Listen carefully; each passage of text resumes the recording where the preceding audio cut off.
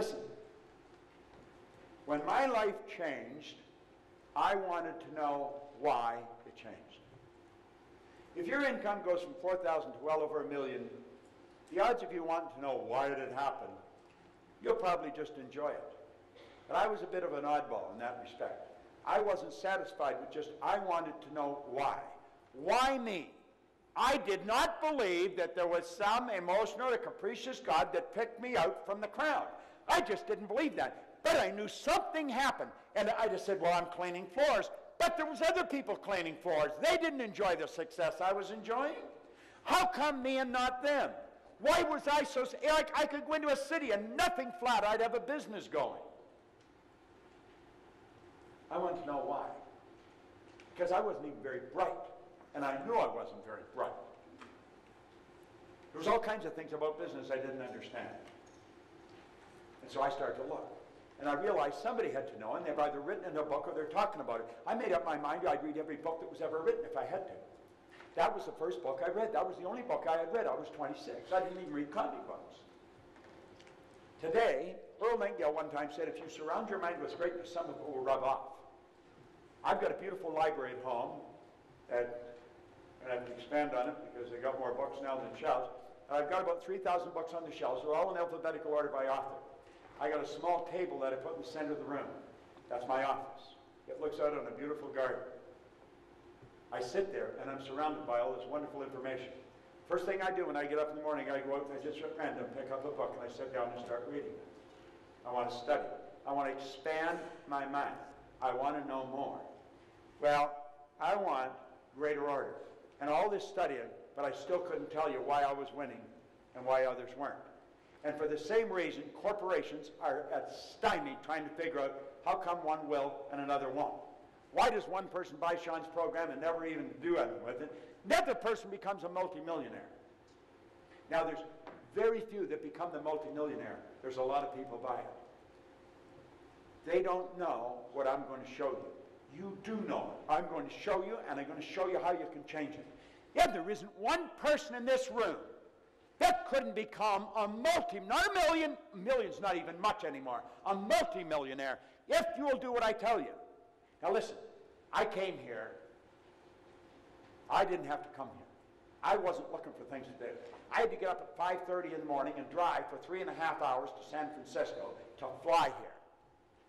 And I've got to be in Toronto on Monday. I'm not just looking for things to do.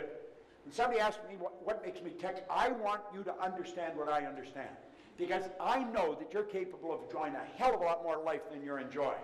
And the more money you have, the more freedom you can have. Money's only used for two things. It's not going to make you a better person. It's going to make you more of what you already are. If you're a miserable SOB, you're going to become worse. That's true. If you're a nice guy, you're going to become a nicer guy. Money is a magnifier. It's used for two things. One, it's used to make you comfortable. The more comfortable you are, the more creative you can become. The other purpose is to extend the good you do far beyond your own presence. I am doing good all over the world, and I'm not even there. I had a beautiful letter somebody gave me from Nairobi or somewhere. Who gave me that? Is there somebody here that gave me that, or from somewhere in Africa? Anyway, I'm helping people there. I haven't even been there. People in Australia, in Singapore, KL, Taiwan, India, Israel, Europe.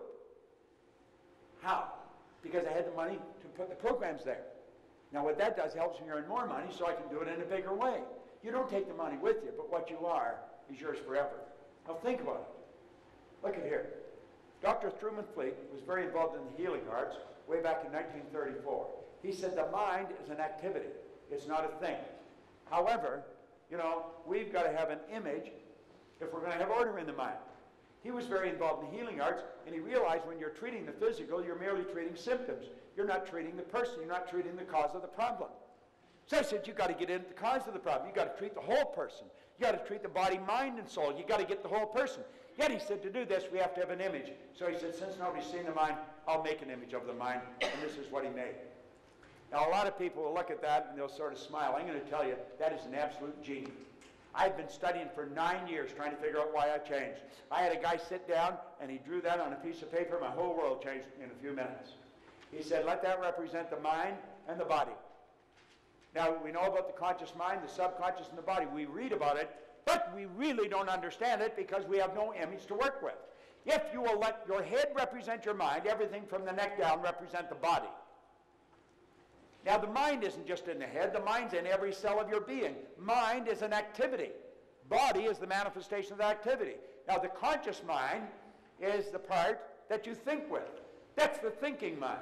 That is what we call the educated mind. That's where the intellect is resident. But that doesn't do any of the work. That's the part school focuses on.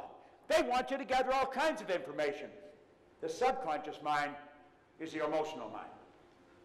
That's the part that motors the body. If you don't get it into the emotional mind, you're never going to do it. And that's where the paradigm is, and it stops it. Let's look at it another way. This part of you can choose. It can accept or reject. It can originate information. This is a phenomenal mental tool we've got.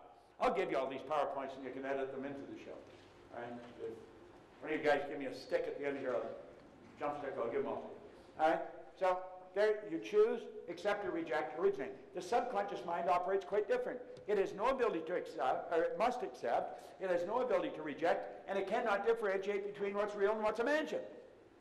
Peter O'Toole thought he was Lawrence. He got the idea in there so strong, he mentally became Lawrence. He was not acting. He was living the part. Watch the great actors. They're not acting. They're living the part. That's what you want to do. You want to build a picture of how you want to live and then live it. And absolutely refuse to let anybody else's opinion sidetrack you. Life is short. It can be phenomenal, and you really want to live it. This is what this program teaches. Okay.